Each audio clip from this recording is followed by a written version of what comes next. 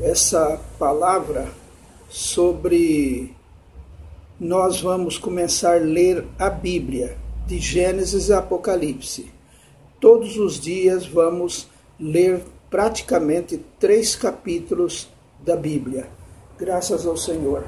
Então nós vamos iniciar, e essa Bíblia que eu vou ler é a Bíblia na linguagem de hoje.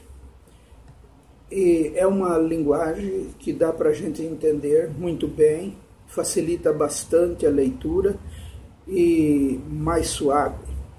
Cada irmão pode interpretá-la conforme quer, conforme precisa, né? Não quer, conforme precisa interpretar. E para isso a gente pede bastante atenção dos irmãos. Agora nós vamos fazer uma oração. A Bíblia, ela é a palavra de Deus, ela é a boca de Deus falando conosco.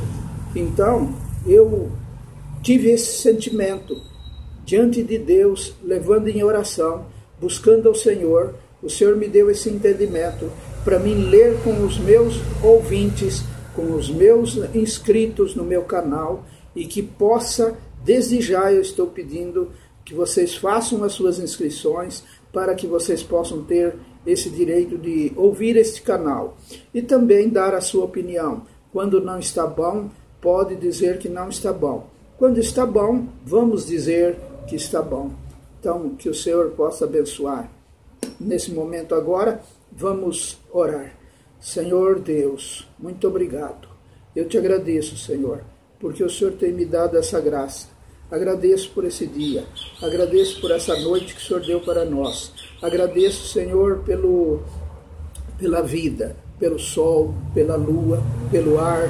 Agradeço pela terra, agradeço, Senhor, pela família minha, agradeço pela família dos irmãos, agradeço pelo amor que os irmãos têm, agradeço pela salvação dos irmãos, agradeço porque o Senhor amou o mundo de tal maneira que deu seu Filho unigênito para que todo aquele que nele crê não pereça, mas tenha a vida eterna. Muito obrigado, Senhor. Agora, nesse momento, eu te peço que o Senhor possa me ajudar, Senhor, a ler essa tua palavra aqui.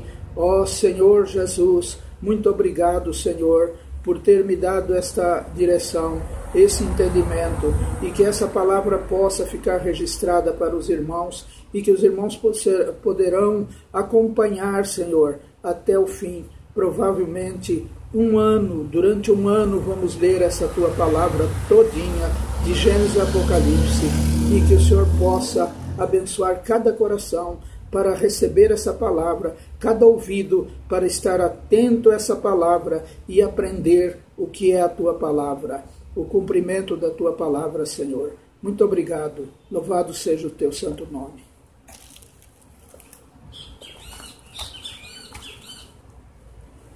Gênesis capítulo 1, versículo 1, diz assim: a criação do universo e da raça humana. Então vamos iniciar. No começo, Deus criou os céus e a terra. A terra era um vazio, sem nenhum ser vivente, e estava coberta por um mar profundo. A escuridão cobria o mar, e o Espírito de Deus se movia por cima da água. Então Deus disse: que haja luz, e a luz começou a existir. Deus viu que a luz era boa, e a separou da escuridão. Deus pôs na luz o nome de dia, e na escuridão pôs o nome de noite. A noite passou, e veio a manhã. Esse foi o primeiro dia. Então Deus disse: que haja no meio da água uma divisão para repará-la, separá-la em 2 partes. E assim aconteceu. Deus fez uma divisão que separou a água em 2 partes, uma parte ficou do lado de baixo da divisão e a outra parte ficou do lado de cima. Nessa divisão, Deus pôs o nome de céu. A noite passou e veio a manhã. Esse foi o segundo dia. Aí Deus disse que a água que está debaixo do céu se ajunte num só lugar, a fim de que apareça a terra seca. E assim aconteceu. Deus pôs na parte seca o nome de terra, e nas águas que se haviam ajuntado, ele pôs o nome de mares. E Deus viu que o que havia feito era bom. Em seguida ele disse que a terra produza todo tipo de vegetais, isto é, plantas que deem sementes e árvores que deem frutas. E assim aconteceu. A terra produziu todo tipo de vegetais, plantas que dão sementes e árvores que dão frutas. E Deus viu que o que havia feito era bom. A noite passou e veio a manhã. Esse foi o terceiro dia. Então Deus disse que haja luzes no céu para separarem o dia da noite e para marcarem os dias, os anos e as estações. Essas luzes brilharão no céu para iluminar a terra. E assim aconteceu. Deus fez as duas grandes luzes, a maior para governar o dia e a menor para governar a noite. E fez também as estrelas. Deus pôs essas luzes no céu para iluminarem a terra, para governarem o dia e a noite, e para separarem a luz da escuridão. E Deus viu que o que havia feito era bom. A noite passou e veio a manhã. Esse foi o quarto dia. Depois Deus disse que as águas fiquem cheias de todo tipo de seres vivos, e que na terra haja aves que voem no ar. Assim Deus criou os grandes monstros do mar e todas as espécies de seres vivos que em grande quantidade se movem nas águas. E criou também todas as espécies de aves. E Deus viu que o que havia feito era bom. Ele abençoou os seres vivos do mar e disse: aumentem muito em número e encham as águas dos mares, e que as aves se multipliquem na terra. A noite passou e veio a manhã. Esse foi o quinto dia. Então Deus disse que a terra produza todo tipo de animais domésticos, selvagens e os que se arrastam